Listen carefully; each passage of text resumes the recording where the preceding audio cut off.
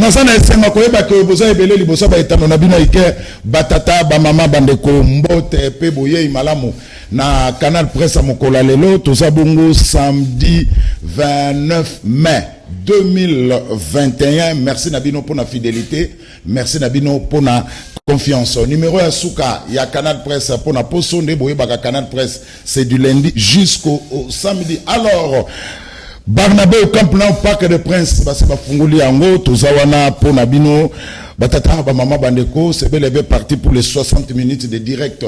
Il y a le meilleur championnat du monde. On a bien la Liga, et c'est Bandi, ceux qui bossent Pelaka, na la Liga, Bopé sa merci, na équipe technique, Koupar Bola, Freddy Takidi, M. Simbi Amavinga, Namoni Lissoussou, Mike Kamwaka, na réalisation, Namoni Lissoussou, Serge Kouilou, na exploitation, Namoni Pati Sumbu et puis Guy Poutou, le grand maestro. Merci, Bozoba télécommande, Bobo Kayango, Ndena Robaka, surtout le samedi, ba tente provinciale, ba division inférieure, ils ont tate parce que Bango Kuna, Sogimbu les bandits, ma etondi na terrain, ba robeta ndengenini. Kasi na Camp Nou Barnabé ou na Parc de Prince, Atambu les Beli et Betty, boyeba ke pelou synthétique et komela mai championnat et kobeta ma biso wa champa bimara na terrain et non na a bureau. Merci pe boye malamu. Pour nanini ba marche pacifique en République démocratique du Congo et comment problème. Article constitution et un article mo lobby que quand il y a marche pacifique, il faut informer l'autorité urbaine. Informer, pas l'autorisation, mais informer.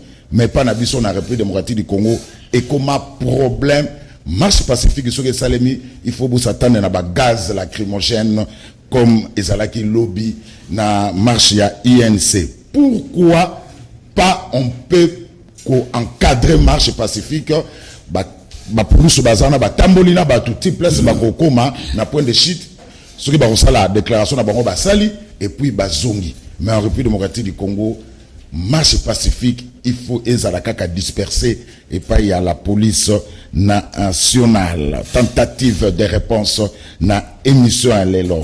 Bobo Sanate, Makama Mikolo, yo ezabongo Bichilix mode, Emmanuel, na osengo le kana Bichilix mode, Alain Madilou, le kana Bichilix mode, baza ozela okunobi makitoko lokola ndeko Zulu, et pas ya Fifi Bachala na Bandalungwa. Alors, honorable Eric Mbuta, kene na Bichilix mode, hein? Pour ce aujourd'hui à Bakoso aucun na plénière au salam malam même makola mwana kine pas wapi tozalara de temps en temps makola mwana kine sala effort au le cannabis mode au so abakosa kitoko anise lo le kataki seso bandal ki seso zaka na Kinshasa kende pas bichilix mode na bandal ba ko sala la costume kitoko obi ma propre King Bopeto ezanakata ndeko Zulu. Merci. Alors 5 invités parce qu'on a 60 minutes donc 5 invités tous en a Takizal Tozana awa tagiza na pesi mbote.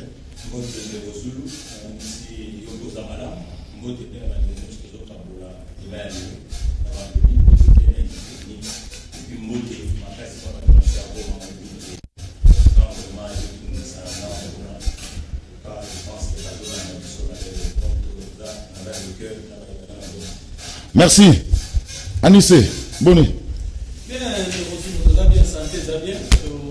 Merci pour l'invitation. Tout à l'heure, na bako débatteur nyonso fait na bana palu oyo lelo bazana matinée pour pas organiser congrès na 22 août. Matinée on les a pour faire sa cotisation parce que palu bon on a eu utanga na militant et on a na siège na 10 heures pour saluer. Merci. Donc, congrès, je vais vous dire. Et dans le 22 août, il y a un temps où nous avons préparé les Loulouana, le temps pour faire la cotisation, et puis, ils sont militants, à partir de mars, les militants ne vont pas cotiser pour que ça les Loulouana. Merci. Emmanuel, IDPS, bonne. Bien de vos jours, merci mille d'endigner une invitation à Moukola Lelo. La PCV va co-débatteur na plateau Mbote Mingi. Qui avec autorisation on a passé un message particulier pour la Est. Oui, c'est tout à fait normal. Tout à leader d'opinion moi niveau Est. En tout cas, on a passé un message à paix et puis à réconfort. On a compatriotes, on va subir tragédie il y a volcan na mouvement sismique ça là dernièrement. Donc nous sommes de cœur avec eux. Là je vois très particulièrement monsieur Volonté Mapenzi Ourma, Artios Likinda, Augustin Kapuya, Verden Kengeke, Hilda Mika, Nora Omombe, Artios Likinda. Donc bango nyonso wana baza bato yo ba kumilenga message, bazena besoin moi message moi réconfort na biso bato ana Kinshasa. Alors pour na ça na présenté na souhaité prompt rétablissement na consoeur na bino oaza ami nanga on a canal kin merveille na kam sibisika zwami en tout cas na souhaité bon rétablissement ainsi que na ndeko nanga Jacques Wishia bon rétablissement. Merci. Alors allez madino UNC azana biso na plateau boni ndeko mungo meke na marche gaz côté makasi na bisio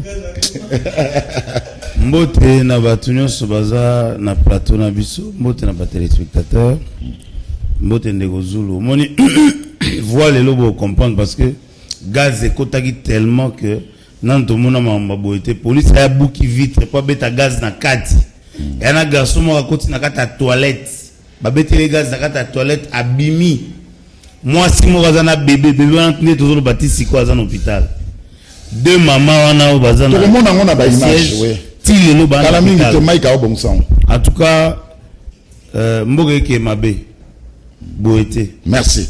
Alors, pour la première fois, dans Canal Presse, nous avons Academia et Mango, porte-parole volontaire. Ah, bah, terme, en Congo. Porte-parole volontaire, il y a gouverneur Gentini Ngobila. Mbotendeko. Mbotendeko Zulu, esengo mingi ya ko zala na plateau kitoko boye ya Canal Kin, na Liga Oyo Bengara Liga. Je m'en vais directement à saluer le président de la République. Mais moto yambo. Donc il faut tous à l'habitude y en a saluer à quoi. Tant que les na ba plateau et puis je salue le suprême de la ville Gentini Ngobila. Jalé le bandit. Jalé le il faut qu'on paie ça bango honneur. Donc honneur il faut qu'on paie ça honneur. À tout seigneur tout honneur. Merci. Donc et puis j'ai compatis avec tous les habitants de Goma. Plus précisément oyo baza attaqué na volcan na ba place ba guerre eza ko continuer en tout cas na Kombo il y a Yemei le suprême de la ville il compatit avec vous Nesika Zali et puis il est de cœur avec merci vous. Academia alors na banana na Emmanuel problème ineza entre VPM et intérieur na Franck Diongo. Gilles, merci beaucoup pour la question. On s'attendait que on a plateau. Premièrement, il faut assurer il n'y a aucun problème entre le vice-premier ministre de l'Intérieur, Sécurité, Décentralisation et Affaires coutumières, son Excellence Daniel Asselo Okito Wakoy. Il n'y a aucun problème. Qu'est-ce qui s'est passé?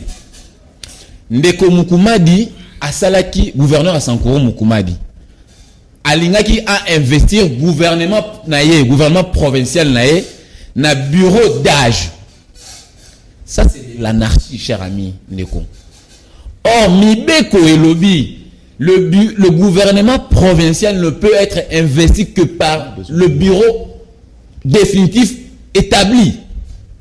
Si on a Sankoro non basali élection à bureau et assemblée provinciale Ndeko Mukumadi a c'est la passage en force. Donc, à qu'il faut investir gouvernement na bureau provisoire, il y a assemblée provinciale, il y a Sankoro. Mais son excellence veut pas mal. Non, ça c'est de l'anarchie. Il faut qu'il y ait un bureau définitif et qu'on investir gouvernement na provincial. C'était tout simplement ça. Il y a un moment tant qu'il y a eu mon cas il y a un sursoir, ils ont une mesure moko préventive, il y a une mesure de sursoir, installation, il faut qu'il y ait un bureau définitif, pas qu'il y ait une élection. Ce qui bureau est bimi, une élection, les gouvernements, ils ont investiture dans le bureau définitif. Ndeko Mukuma dans la passage à fois on ne veut pas m'appeler ni ça albi ba anarchie wala autoconnecté na ba koleleki avec lui ça ne peut pas passer ainsi yango moni aso mon cas noana comme azu mon cas noana et déranger ba ngune mboka entre autres anciens députés moko boyo o aneo a quand même pas go se faire élire Ndomoni a lobby n'importe quoi, tout consort. Pour na sima na gouvernement wana, toyoki ba nungu. Aussi ba information sur que l'équipe na moko azaki promis na gouvernement Mukumadi. Le rôle la VPM a bête à frapper. Non, il faut qu'il y ait un bureau définitif. Ndomoni ndeko wana ou autre makeli na TV. À comment le n'importe quoi. Je ne sais pas si le VPM s'est écarté de la loi ou bien il a dit le droit. Moi, je pense que pour que le gouvernement provincial soit investi, il faut qu'il y ait un bureau définitif. Le bureau d'âge n'a pas compétence d'investir le gouvernement provincial. C'était tout simplement ça. Donc, il n'y a pas un problème. Le VPM a eu des décisions en tant que patron. Chef hiérarchique, il y a M. Mukumadi, il y a lobby Ubeko. Donc c'est tout simplement ça. Merci. Il n'y a pas un problème à l'argent ou quoi que ce soit. Alors, tout ce qu'on débat, pourquoi la marche pacifique en République démocratique du Congo? Oui, Emmanuel. C'est le mot détail. Oui, le mot détail. Ndeko wana ancien député wana azole le lobake que VPM a pesi Mibeko va sceller atini police va sceller assemblée provinciale. Non, mon frère, mon cher ami. Le VPM c'est le vice-premier ministre de l'Intérieur. Est-ce que le vice-premier ministre de l'Intérieur doit téléphoner à Benga commissaire à Kuna? Non, on est à manquer respect dans VPM. Donc s'il faut que soit que d'abord va sceller même pas bureau. Oui. Soit que va sceller bureau. Il y a le commissaire général de la police à Zali, il y a le commissaire provincial à Sankouro à Zali. Merci Emmanuel. Donc ils ont même pas dans le niveau VPM à téléphone à Benga pour que la police va négocier bureau, il y a bureau provincial. Donc on est à anarchie puis ça le couteau de ancien député dans Zolinga à Villependé comme VPM dans média. Merci. Takisal, tout fond le débat. Pourquoi la marche pacifique est comme toujours cause en mouvement en République démocratique du Congo, la marche pacifique nous se fait à la dispersée par la police. Or, il y a un article dans la Constitution, et le dit que article 26, et le dit que la marche pacifique est autorisée, la marche est autorisée. Il faut qu'on informe autorité urbaine et non une autorisation. Mais pourquoi et comment vous avez toujours dispersé par la police? Oui.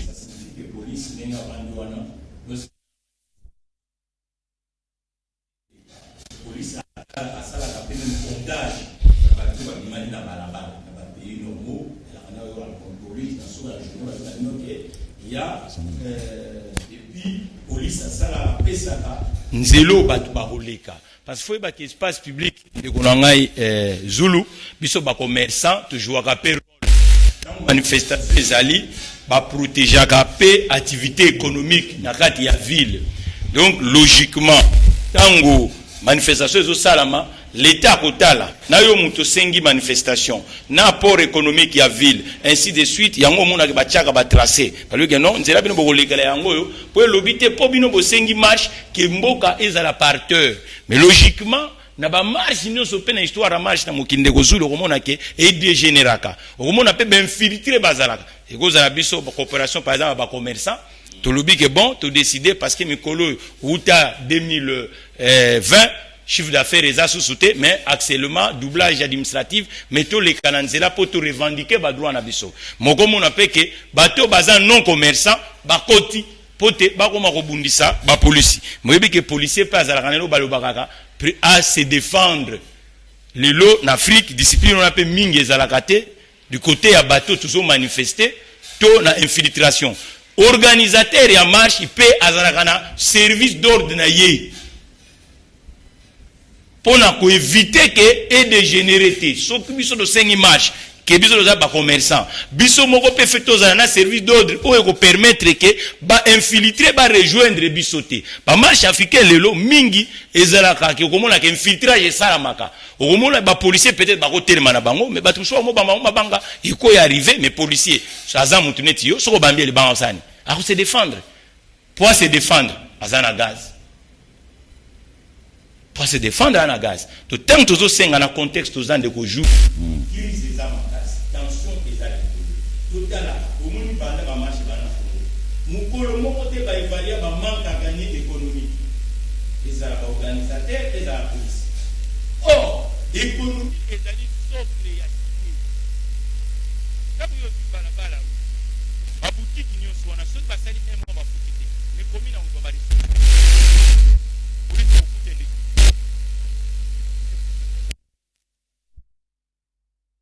mais ezala yo muto komi, il faut être capable ya ko éviter que et dégénérer. L'état il faut na côté na épée à surveiller ba police soit tient nzela.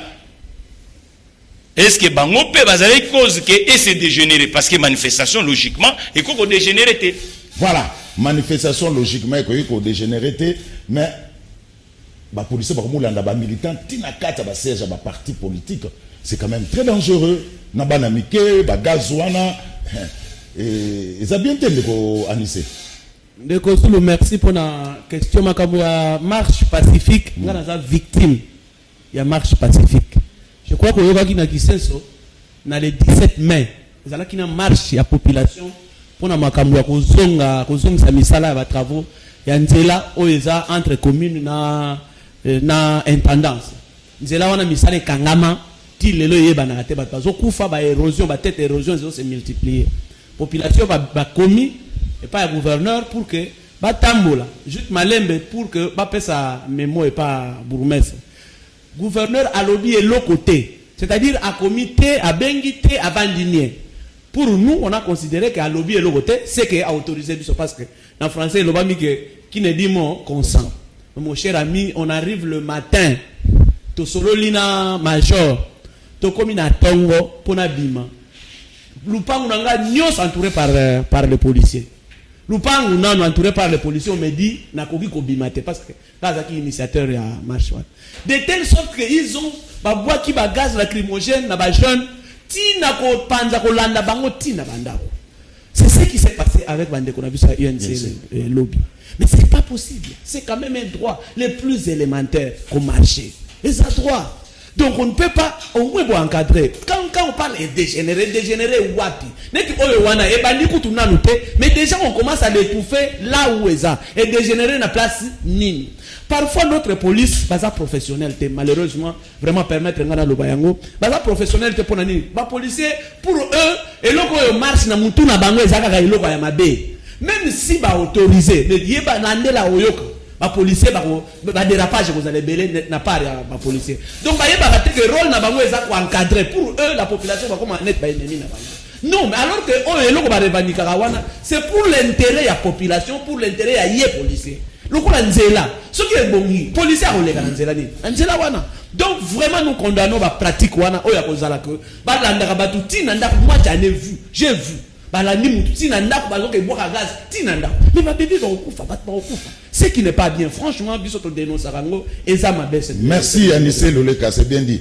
Avant na zonga na loboko na moi si pona banana Emmanuel, mutayi de pes, na zonga na réalisation et pas ya moi na lemba solo soma ka moi pendant 3 minutes la marche de l'UNC dispersée par la police, gaz et ça là que les Kamunango, trêve de bavardage, Maïka Mwaka.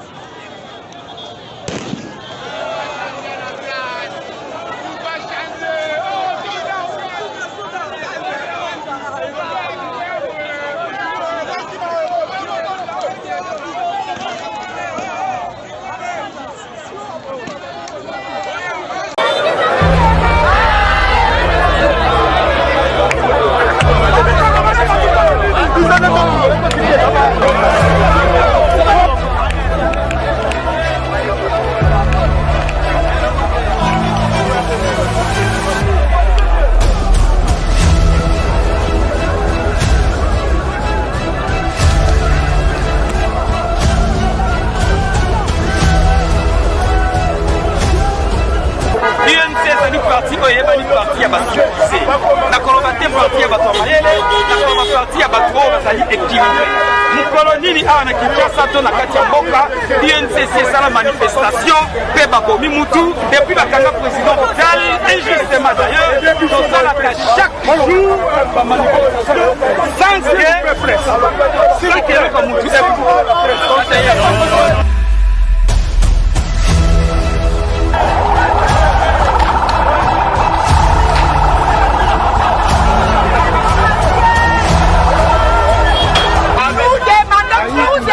tout simplement l'acquittement, puisque les dossiers est vide. Les dossiers est vide, la justice doit être équitable.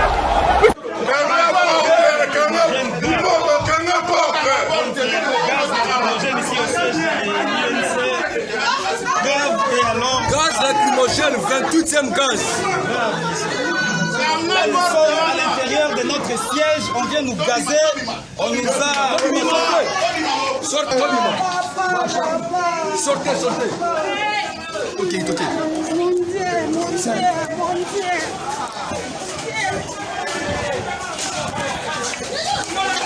Que la justice n'a pas été équitable, comme je venais de dire. Makabouza, Blackner, Jerry Taïmans, ils sont où? Ma mère est à Kimé, Adam, côté ma femme, mais elle a quitté sans condition. Tu peux le pleurer à Boé. Félix, je suis désolé, si nous avons ma camoufle à tête, raisonné, Zonga Simba, tu peux peut-être faire le reporter. Pas que tu m'as vu, mais quand on soit état de droit en témoin, quand on soit justice internationale en témoin, nous sommes agressés, la siège d'Abisso, la bastonnaire à Félix. Félix, il va s'assumer. Allez, Victory! Nos frères sont en train de mourir! Leur mort est à moi! Nos frères sont en train de mourir à l'Est! Vraiment! On est là!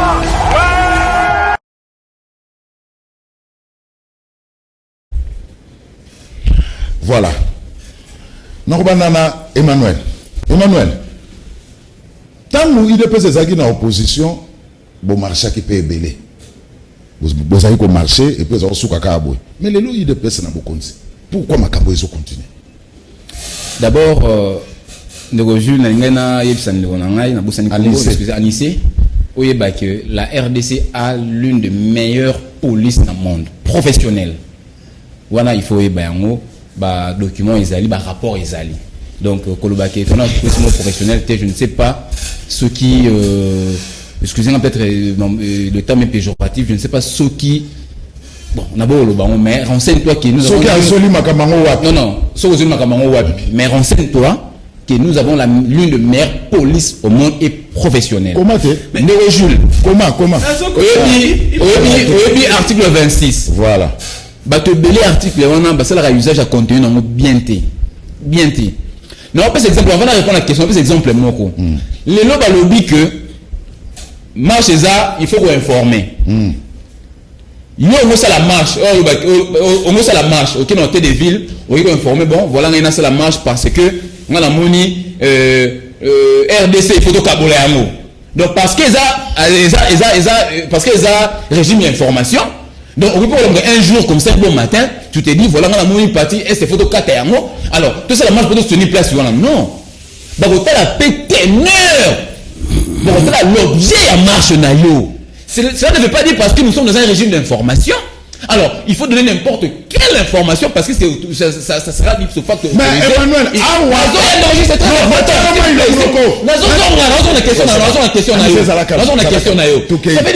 Voilà.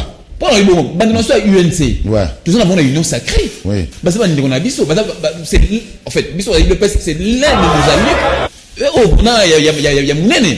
Mais lorsque, là, moi je ne suis pas d'accord avec l'UNC, là je le dis, je peux exprimer ma sentiment dans ma désaveu. Là où moi je ne suis pas d'accord. Procès, il y a un ancien directeur de cabinet à président de la République et ça en appelle. Tout ça c'est là. C'est la procès en appel à 250 degrés. Comment expliquer moi je me pose la question. Comment expliquer? Je suis même sûr, même présent, je suis quand même pas dans la prison. Il n'était pas d'accord dans le marché lobby. Comment expliquer? Toujours il a mis surtout procès en appel. Il y a un ancien directeur de cabinet et un chef de l'État. Il y a initiative. Il y a aucun négociation. La marche pour réclamer libération de Vital Kamerhe. Il y a ambiguïté place où on a. Il y a ambiguïté, cher ami. Moi, je me pose la question, même le président Vital Kamerhe passe en prison, il n'était pas d'accord pour la marche.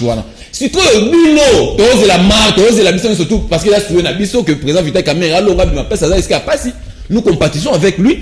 Tu oses la été justice, ça s'est prononcé pour un acquittement. Alors, qu'il y ait un groupuscule de gens, dans le baïté, tu oses la marche pour réclamer libération Vital Caméra. Non, cher ami, nous ne sommes pas dans un cafarnaum. Nous sommes dans une république où les lois sont établies. Il faut respecter justice. Tous est là, arrête, il y a second degré, il y a comment, décision, il y a justice. Par rapport à verdict, il y a second degré. Après, ceux qui est satisfaits, va monter. Là, ils peuvent avoir droit de marcher. Là, nous comprenons, mais au moment où l'affaire est encore, là, nous pouvons délibérer, et ça, Nicolas, mais ça va, nous va kata. Nous pouvons réclamer. Oui, justice pression. La sollicité. Moi je condamne. Oui, na tout ba marche surtout dérapage des arnaques. Moi je condamne l'usage il y a ba gaz. On a condamné, et puis je l'ai condamné jusqu'à la fin du monde. Mais seulement, moi j'ai vu je l'ai dit sur des Gilles. J'ai vu ma police. Ma banga, nous quand le ba, nous taxiza le ba siko. Police a monté le rôle là yo. Et là il différencier ngai na biso na parce qu'il y a là-dessus.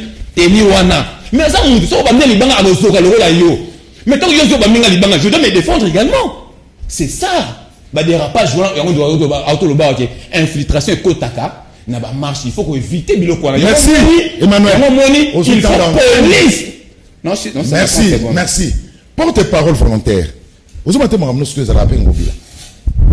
Quand on lui informe, mais on a qu'à son atelier policier. Jour à manifestation, jour à marche. Ngobilazo y débat qui porte-parole volontaire, académie. Oui, merci Ndeko Jules. En tout cas, Nazo y a rechuté la réponse. Et ça, une réponse à mon coup, c'est simple. Mais textuellement, d'abord, selon Constitution, Ndenge Bandeko Balobi, Batutu Congolais, Ayebi Constitution. La Constitution, est clair na dossier Oyo na makambo ya marche. Informer l'autorité. Informer qui autorité. Est-ce que marche est dans la culture congolaise? C'est aussi un grand problème. Marche est dans la culture, il y a des Congolais. Balobi n'a pas payé belé ça les makaya de dérapage. Maintenant, nous rassuré bino na République démocratique du Congo, il y a même plus que ce qu'on peut appeler dérapage. De la part, il y a deux côtés. Il y a la police où elle a sécurisé la population en marche, na population où elle a en marche. Pourquoi je dis ça? Ndekwaï de pesa auto le bango. Okomona en pleine marche, bandeko, babandiko bambato, babandiko finga, bakonzi amboka, to babandiko bamba mabanga na la police, to babandiko bamba mabanga na ba patrimoine, il y a ba privé, peut-être, où il y a ba véhicule surtout. Voilà. Ça déjà, et à kakopé, ça déjà, elengité. Même na valeur ya mboka, même na crédibilité ya mboka ondenge tozo lukango. Wana deuxième point.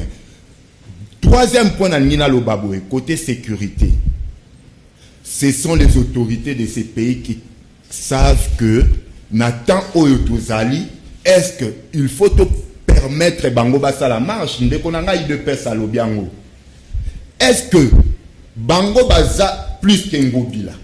Bango batwa pardon, il y a UNC. Baebi Kinshasa plus que Ngobila à ce moment-là. Ngobila ebi tous les 4 coins à Kinshasa na temps oya. Ayebi azos azanango na mutunaye.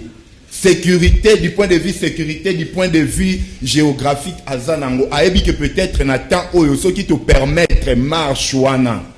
Et koya ko pesa boye to batumoko na sima ya marche ba ko profiter pour basala mabe. Président de la République a quoi informer le président de la République malgré Ezambo Kaya a dirigé le président de la République. Ce qui ne Congo bila a vu papier na bino atali mais azape na moto ya kotuna quelque part ce qui batubaye ba répéter et c'est le président de la République la première personnalité du pays. Il faut ayeba ce qui le lot et pesi bien tena qui déjà na Kinshasa surtout na makambo ngobila ngobila ndako zala à la barre n'est-ce pas?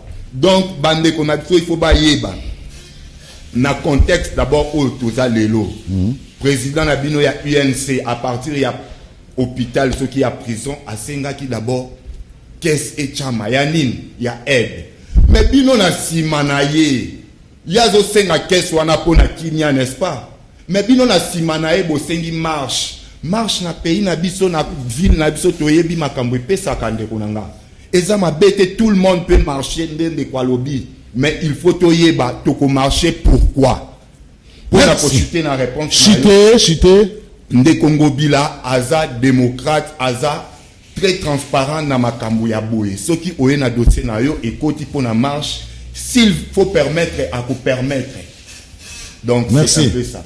Alors Alain Madilou, comment expliquer procès en appel je crois qu'ils ont le 31 mai mais vous êtes là bino pe INC Mike to sur ba image ya illustration ya marche ya INC vous êtes là pourquoi vous confondez toujours la vitesse et la précipitation Alain Madilou. Merci de vous. Au moment où batebele ba raté solo ba likambo mboka, hein? Batu ba tala biso na TV. Batu bi ba kansa solo banga na TV vous en a raison. Ya une attitude ndeko na UDPS. Déjà ne bandela bandena mabanga.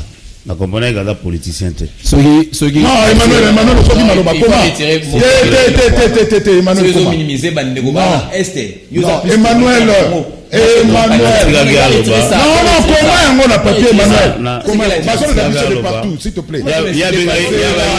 Comment? Tant que vous il y a le groupuscule là, c'est-à-dire groupuscule d'insultes. Non, Emmanuel, s'il te plaît. Nabiga ke na moni bandaki mabanga, na comprend que eza plus ba au moins gagner ça. Ce que vous moi j'ai fait comment discipline après. Non. Au moins mamboka folo on a kimia parce que jeunesse ezolanda biso. Na mwende kolanga azubalusa mutu tanga azolobake na tozana eza culture na biso te pendant que tocha na constitution. Eza soni, oza TV. Tant que na TV eza makambo mboka.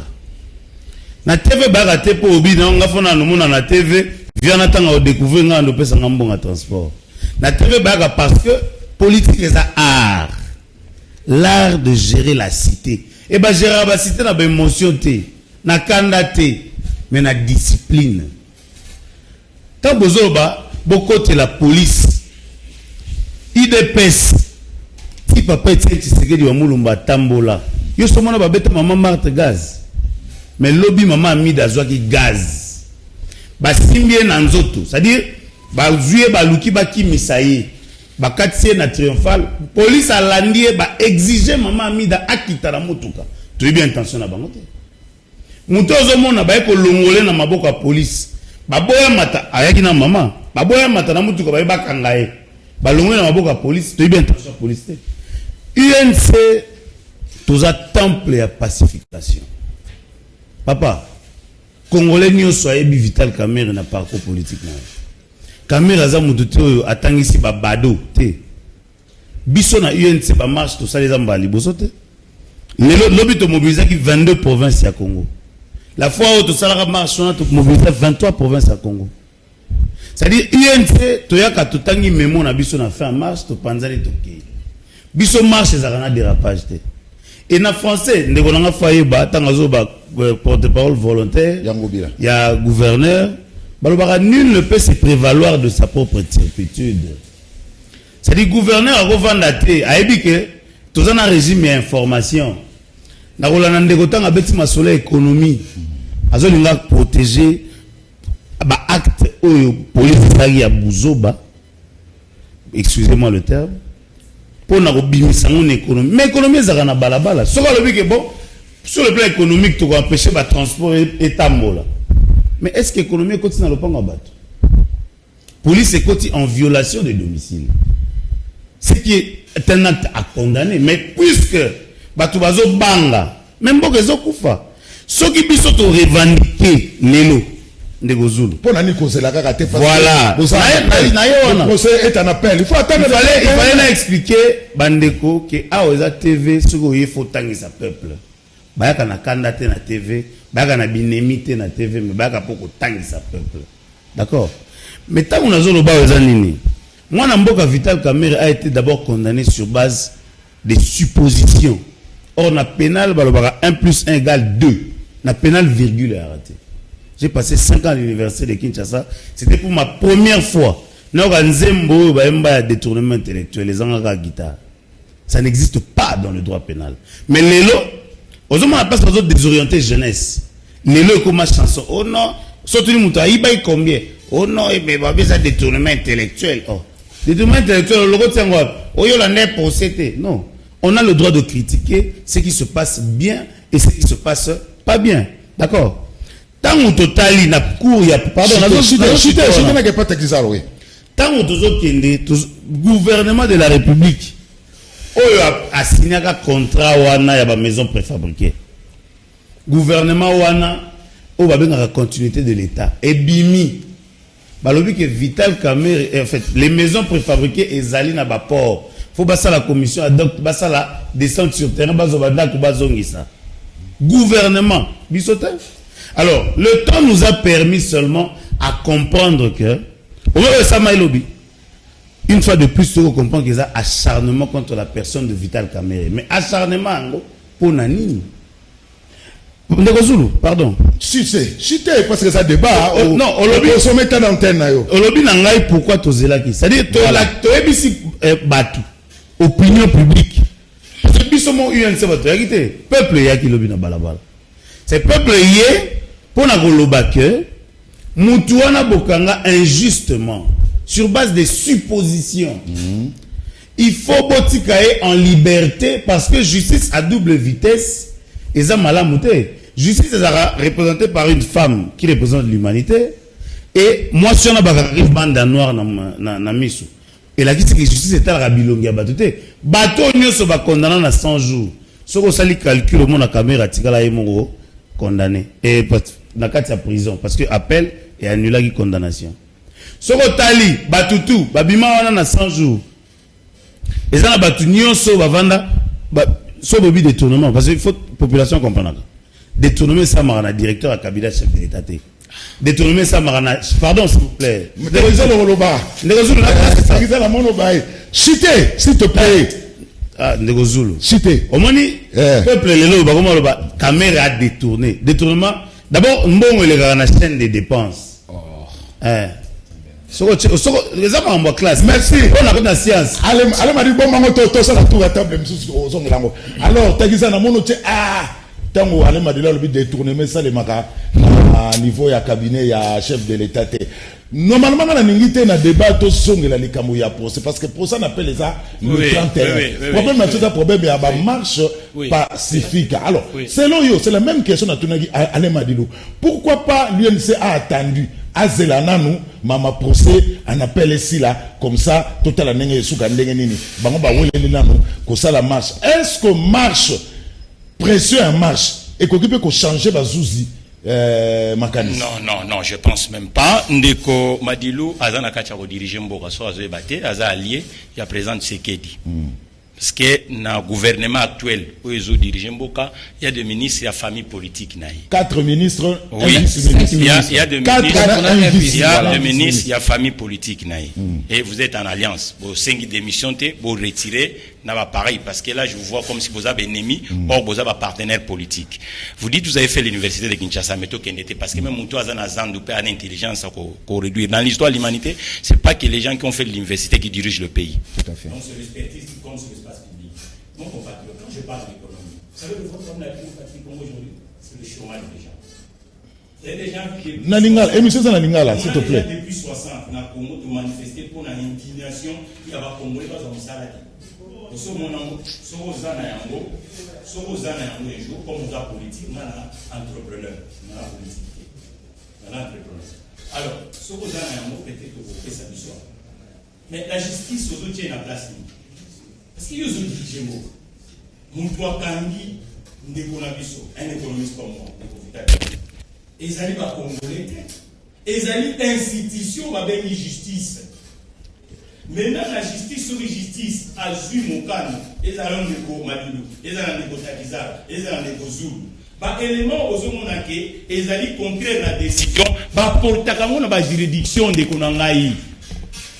So voilà l'élément neuf, bah, sali, bah, procédure, recours, il y a encore bien appel. Et puis, s'il y a des pièces où ils sont censés fournir sur la présomption d'innocence yande konabiso par rapport à la sentence à Zouaki, il faut aller déposer dans la juridiction.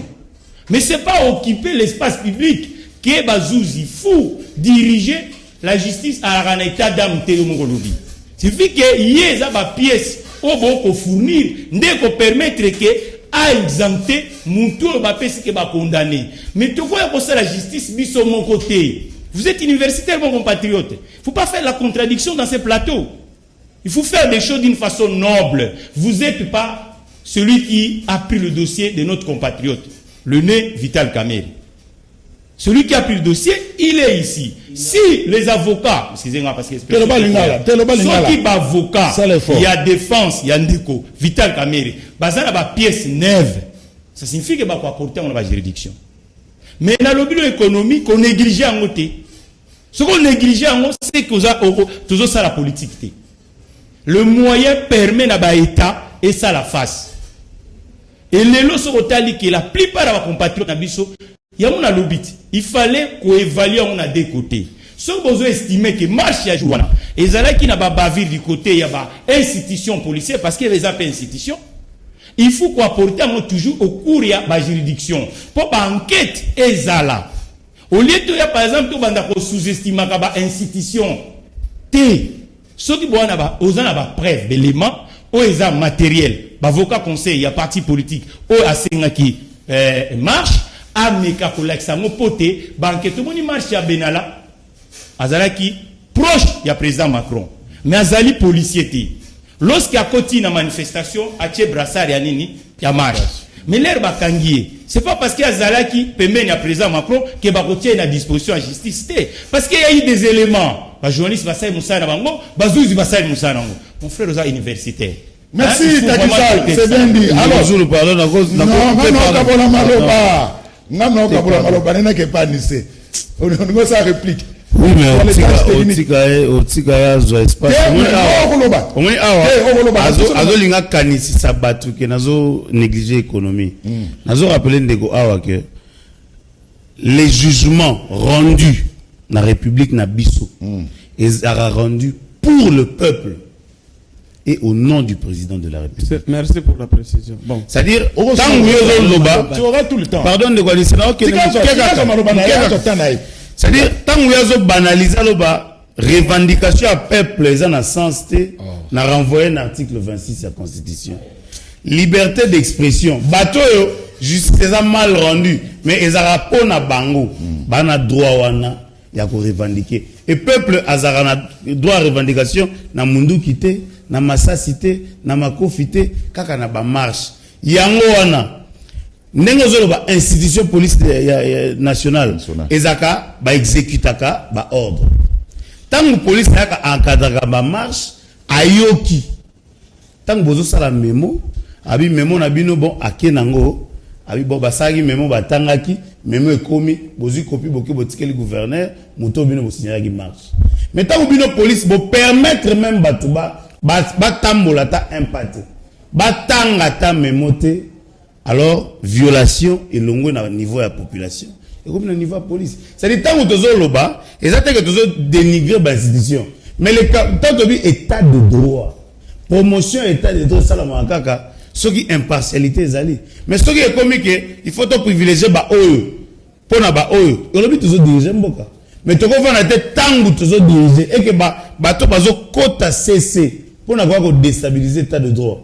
Tu as dit ma bangote. Je n'accuse personne. C'est-à-dire ici, tu as un sens que tu rétablir l'état de droit. Tu as un amour bébé. Tu as un pratique à Kalate. Sinon, tu as un aussi Moukendi Moussoussou. Tu as un Thérèse Kapanga la Moussoussou. Parce que tu as un bavure aux Zolobana. Na marche au bateau, tu as un hôpital Soba Koufi. Tu as une victime, il marche le 28.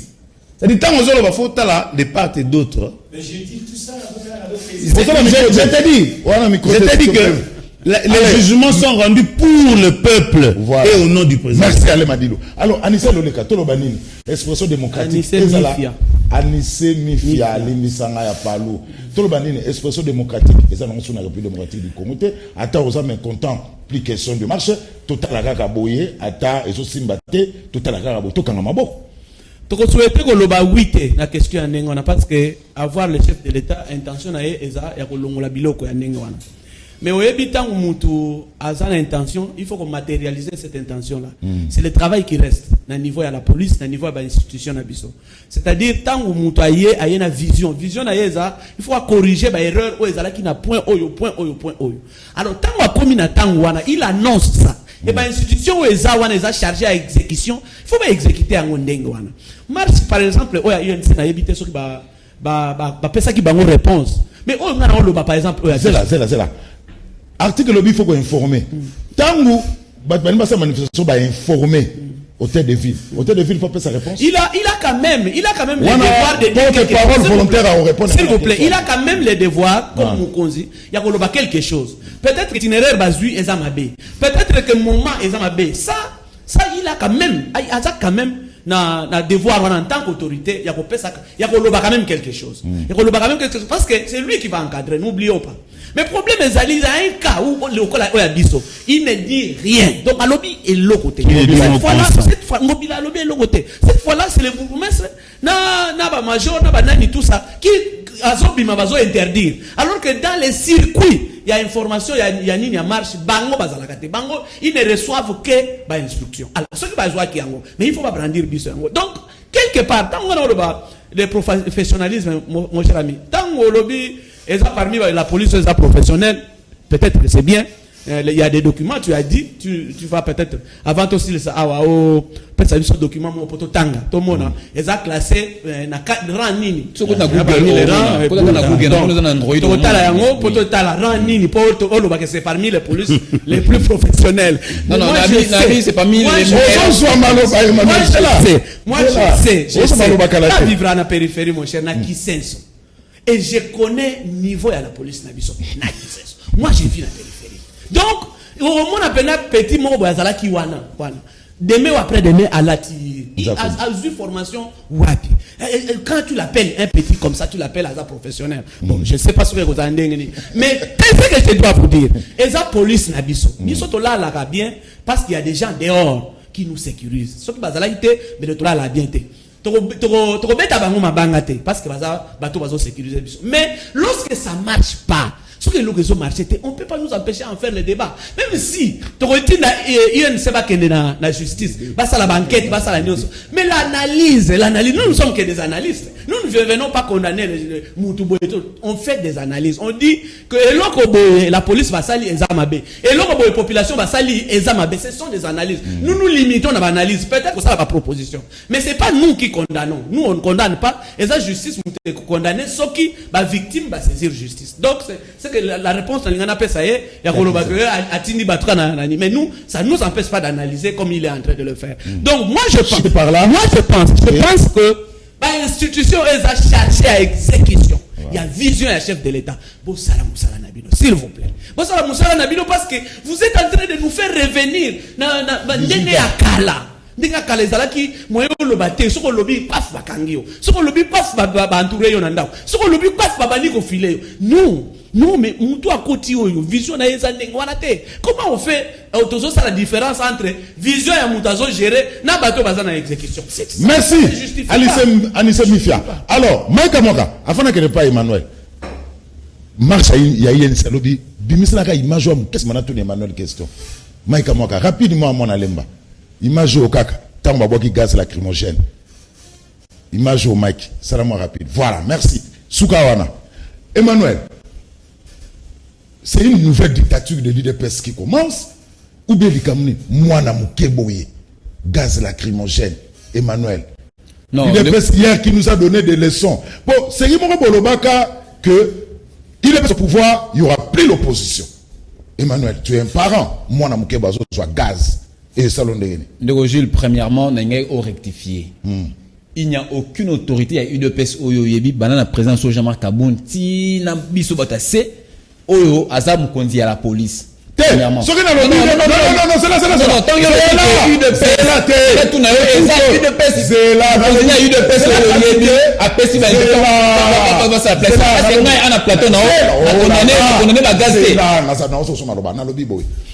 là. dans le sens que c'est l'UDPS qui dirige la République démocratique du Congo. Dans le but que Kabouya, et quoi, dans le but que Kabouya, c'est l'UDPS qui dirige la République démocratique du Congo. Donc, Jules, voilà. Oyebi, na usage, il y a contenu, il y a article 26, il y a constitution. Okogi ko informer.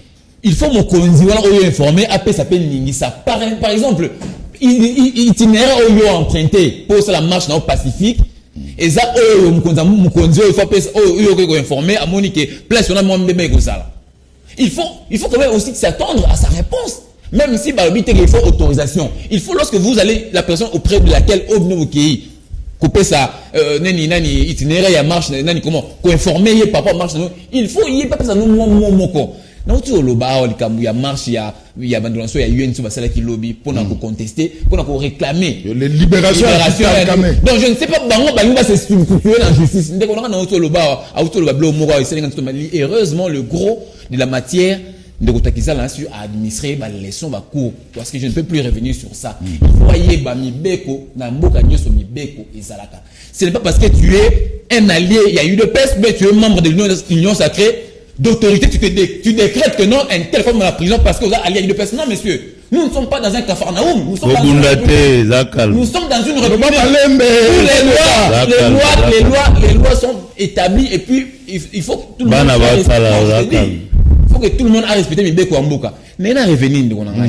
Tant on a lobby, tant au moni de kono tchena ça na raison. Le président Noé tchena ça na raison pour la congolité. Pourquoi? Non. Pourquoi tu n'as pas la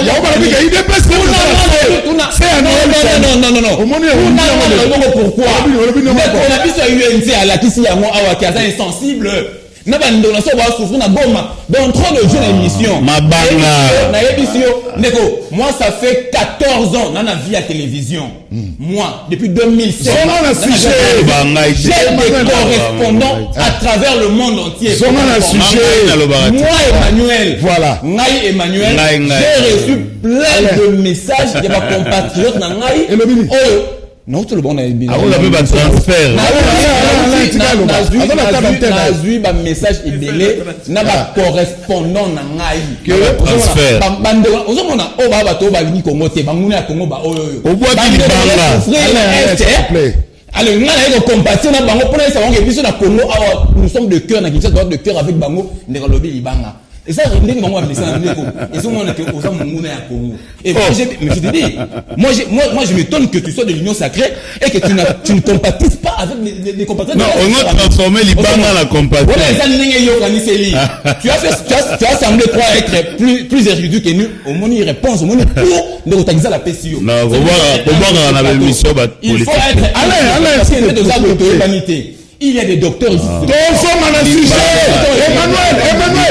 faut l'un et de l'autre.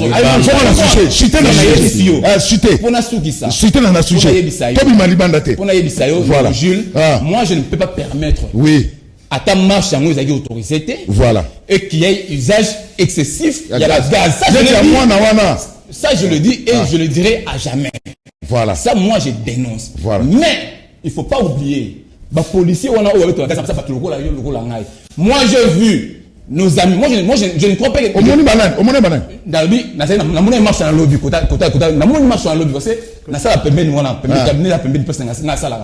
vu la marche, j'ai vu des bateaux va marcher, bateaux va marcher, moi j'ai vu. Ça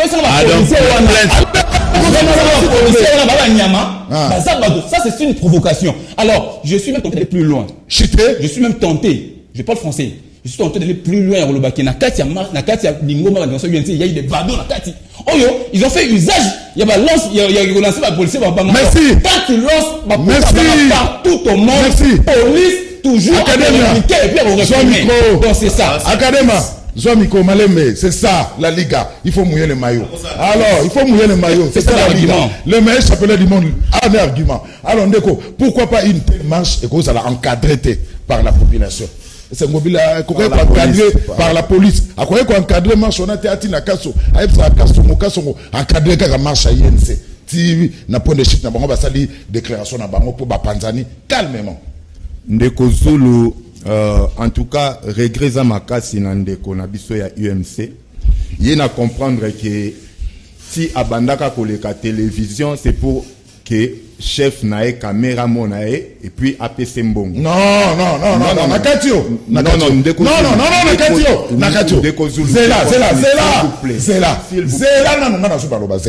Au Mouni, le meilleur championnat du monde, ils ont un règlement d'ordre intérieur. Bêta match dans le terrain. Là, ta bottine a bien, Fares a bien mouillé maillot. Coco, t'as vie privée, pas d'injure. S'il te plaît. Merci. Na répliqué kakana oya lobaki kenazo le télé pour ba mona ba pesanga transport. Peut-être yo za distrait. C'est que j'allais dire.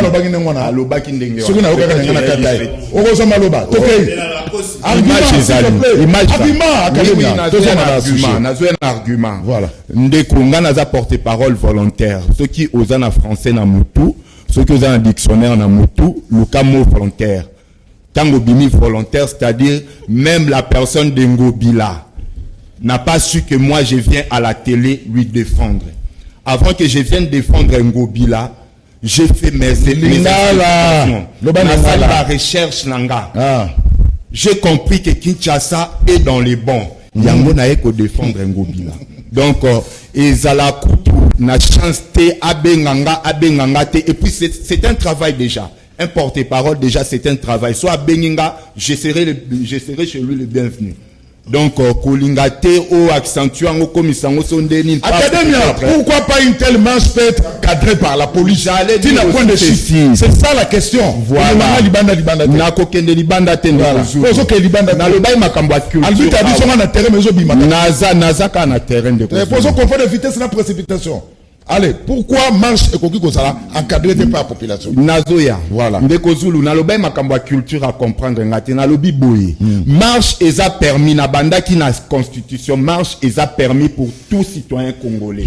Mais est-ce que na culture na biso on a appris aux Congolais ou à un Kinois pour ndenge ya ko marcher? Tala ndeko wana place au kangi marche. Un adolescent, je parle d'un adolescent. Un adolescent en marche. Vous croyez que c'est raisonnable quelque part? Et puis, ailleurs, makambo ele kana marche na biso, image boye. Ozona mwana boye, pas même mineur, je dis bien adolescent. Tout bazomona. Est-ce que makambo boye, oyebi makambo tole kakana ba marche à Kinshasa? Mais yo ya mwana boye, yango na tanga makambo culture. Est-ce que cette population a la culture des marchés? Est-ce que notre police a la culture d'encadrer la population? Biso tozo encourager tendenge jeter bino lacrymogène de konanga. Hein? Tous à la calme et pour comprendre oyo muninga zolinga aloba la population. Na ena réponse à ndeko Jules. Oui, rapidement. Pour la police na biso yango réponse na autopesa tantôt na ndeko. La police il faut ndeko kasongo bazongisa la police na réinstruction. Je sais que chaque fois na mona kana ba image. Parmi la meilleure police du monde professionnelle et son asusu na réinstruction. Non, c'est lui qui a dit ça. Écoutez, papa, c'est moi qui ai la parole. C'est moi qui ai la parole. Yo kanga je dis ceci. Ndeko nanga information pesibino c'est vrai. Mais c'est quoi? Au côté lié. Mutua pokezo ba okolo bake ndeko Zulu est intelligent. Mais il faut na cadre ya makambu boye ba réinstruire ba instruire lisusu ba PC lisusu tactique. Surtout que c'est la police. Donc la police na biso a une meilleure police. Mais na makambu oyo ya encadrer la police d'abord tisiko azana kiloko so ya depuis Mobutu CCC kokukungwendu. Même nos soldats ya FAC. Bazo bimananzela batindi bango mission mususu kanga mutu pona kashne, mais il va faire d'autres choses na sima. Wana si baza professionnel, c'est ça. Baza professionnel peut-être na makambu oyo eza papa.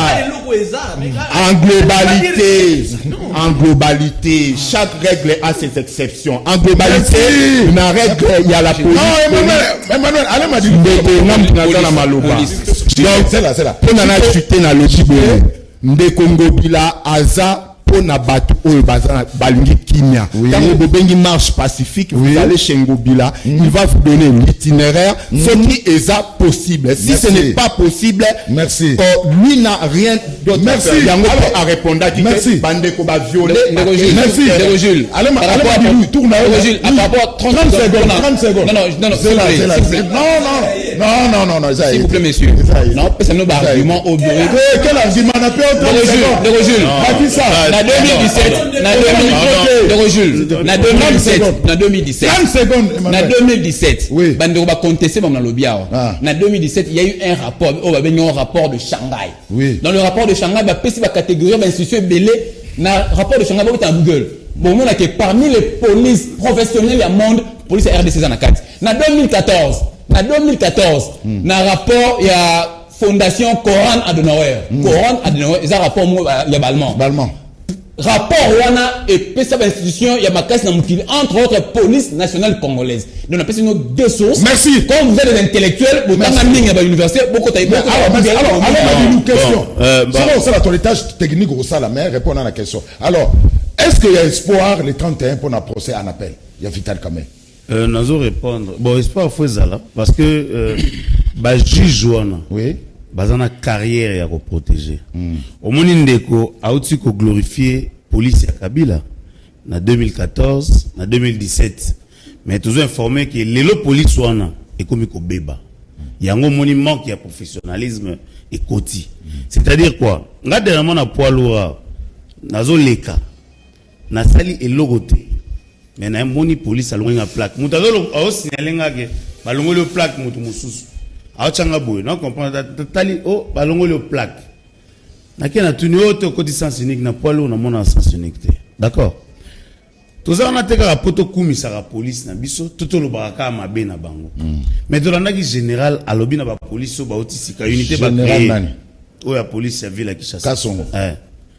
Unité ba créer, c'est comme si on boza ba roulage te, boko kanga moto kate, ba tchebino pour empêcher l'embouteillage, parce que ba chauffeur soit à ba deuxième bande. Mais dans le terrain, ce qui se passe, c'est contraire, il y a une écriture. C'est-à-dire que temps où tu vas faire la présentation peut-être de la logistique.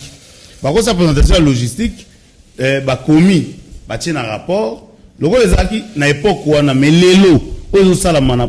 Na moni garçon mo bakangi mo na muke. Ba alati tenu la police n'engende kwa lobakia. Ba tuni olati tenu po na nini. Abinga ina yo kapende ba konzi ba yo kaka. Tout simplement ça. Au moins, il y a un mois, les loyaux, ndeko auto luba ke mbaye na mwana na marche. On est allé domicile, na siège batu ba vandaka. C'est-à-dire ba famille vandaka na ba siège. Raison pour laquelle na loba ki police a go benga na batu soki ba sali désordre na balabala. Mais soki ba se retrancher na ndaku po ba bombana pendant qu'il y a pas de danger, boko police bomoni na ba image. Azo buka porte, azo forcer kwa kota. Tango akoti abeti mutu gaz akota ki na toilette pa batam. Abeti gaz place maman mi dazaki na kati na salle wana. Et puis apandi vitre pour abeta gaz ekota na kati. Donc na ebité intention ya police na moment wana. Oui, intention ya police na moment wana ezaki ba exterminer ba membre INC. Intention police na moment wana ezate biso nde toko subir. Au moins lelo na lo ba batu ba uti ebele na mboka ebele ba oteka bangu ba mai. Biso to souffrir pour le pouvoir. Tout ça la campagne électorale na ba beni wana. Partout totalement makolo. Il y avait que le président de la République Félix Antoine Tshisekedi Tshilombo et l'honorable Vital Kamerhe na ba allié. Lelo bato ba comment oya pour na président de la République ba tsongi o ko na président Vital Kamerhe tsongi batu ba ya kaka pour na ko kabola batu o basangani. C'est-à-dire lelo binemi il y a état de droit. Tout est bibango. Mais toujours senga chef de l'État, garant de la nation. Oh aza yemoko. Mutakoya ko se justifier en 2023 face à la population à combattre ba anti-valeur wana. Parce que ba anti-valeur wana na biso to vana muke to ko ba to côté la situation. Oui. Ils sont tout ça ba toujours diriger ndenge kwa lobby. Mais je ne peux pas accepter qu'un jugement de premier degré soit enregistré dans le journal officiel. Moi, nous avons droit à lobby. Et comme ma jurisprudence, et ça libabé. Ça dit, bana mike, ba jeune, ba autant à droit, aïe, à côté détournement intellectuel qui n'existe pas en droit pénal, aïe, à côté journal officiel, enregistré jugement, oh, il y a premier degré, l'autre on appelle. N'appelle, ba juge, ba autant la carrière, na bango, le roi, biso, un espoir. Que le gouvernement y est moko reconnaître que biloko na ngezali moi na mboka Vital Kamerhe sera acquitté. Merci. Lettre zali hein. Merci. Restitution en direct Tu sais une retransmission directe. Oui. Merci. Tu sais une retransmission directe. Tu commis. Acquittement na salama. Presque na suka. Tu commis presque na suka. C'est là où on va conclusion. Ndeko Takizal, 1 minute pour la conclusion en ce qui concerne la marche en République démocratique du Congo. Toké. Toute organisation humaine, ils ont la section nango. Au moins avant de côté na immeuble A, ils ont ndeko mo libanda a identifier biso. Ordre ya immeuble. Vous comprenez? Et ils ont une entreprise, un entrepreneur, pour qu'on ait avant côté na société, ton bureau, pour qu'on ait service. On est dans l'état, ils ont service, organisation et structure. Ça signifie que ba marche, ce côté là, parti politique nyonso. Il y a République démocratique du Congo, basé dans service d'ordre. Service où on ne faut pas être à la kaka, les bossons ba parti politique. Lorsque ba occuper espace public, service où on a pas ça à Moussana. Pour avoir ba pièce, où il y a un monde qui monte à sécuriser, à violer, pour ba même na ba institution. Vraiment, ils sont nécessaires. Bah nous sommes vendus à baza appelé il y a quoi assumer ba responsabilité ngambo ya privé to ngambo ya l'état. Il faut impartialité intellectuelle et zalaka. Les idéologies ça va mais il faut être républicain.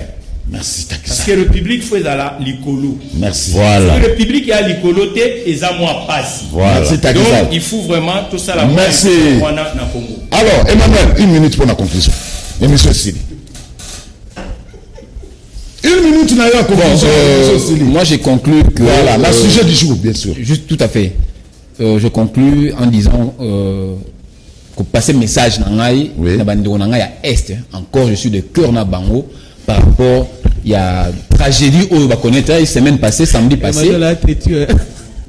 Nous sommes congolais à 100%, on a Moulouba à 100%. Papa na moi sont des congolais à 100%. Donc moi je dois me sentir concerné par mes compatriotes interposés.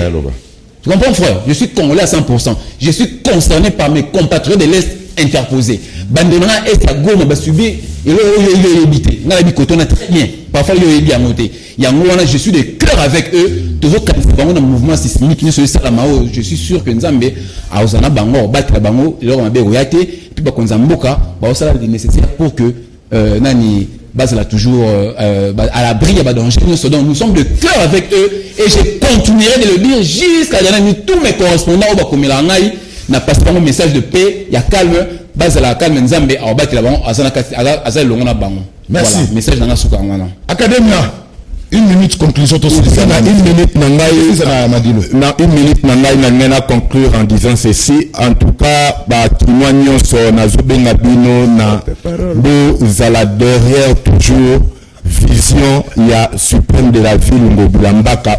C'est là. Porte-parole. Et ça c'est la démocratie. Suprême de la ville. Mais vous dites vous avez une suprême. Nous sommes en démocratie.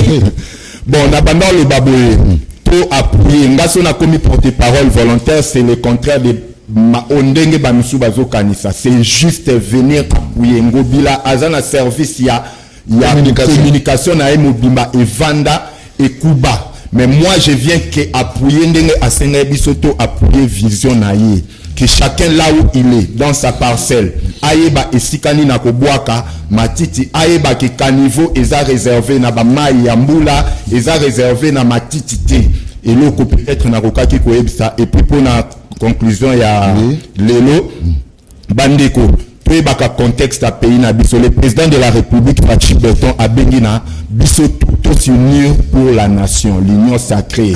Contexte à Mboka, soit Sengito, nan tout marché, ça sera inutile. Yango bande qu'on a besoin INC ba auto connaître, ba marcher inutilement. Pour bazwa kaka makambia inutile ya okezwa ba gaz ndenge wana. Donc bande ko toye bandenge ya ko tambola na mboka na biso pour to mema toujours Congo plus haut. Merci. Merci. Anissé, 1 minute. Conclusion tout de suite ça na Alema Dilo. Merci de continuer.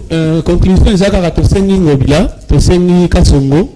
Va comprendre que la marche au bateau sala est à 3. C'est un droit le plus élémentaire et nous on va ça la caka pas encadrer yango.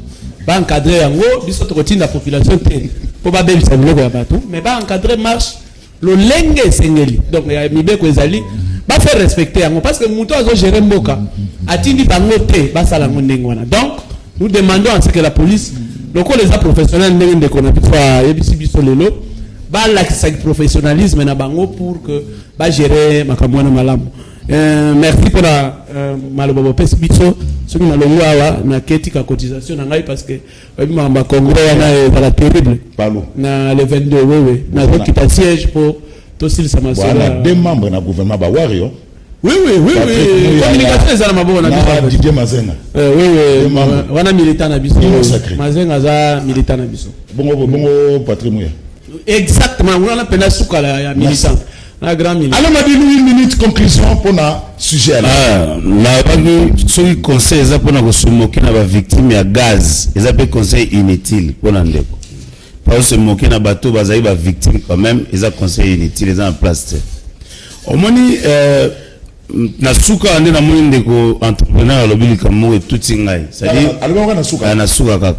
C'est-à-dire eloko mo alobi et tout ngai na terre na moi on a à comprendre que si nous avons des institutions fortes, notre pays va demeurer. Mais si nous avons ceux qui ont ba institution makasi mboka na biso ko demeurer. Mais ceux qui ont ba homme fort. Jou ba homme fort wana ba kozalate mboka ko disparaître. Au moins lelo tozo compatir na Goma. Bon, contrairement de Gonanga, il y a un sous transfert à Western. On a compatir par rapport au quartier était hein. Non, au quartier était. Non, allez m'a dit le plateau. Allez m'a dit la crédité. Chuter 5 secondes de crédité. Na les gars plateau. Nazoloba. Nous avons fait un message. Donc désolé. Première fois. Je pense même pas les prochainement dans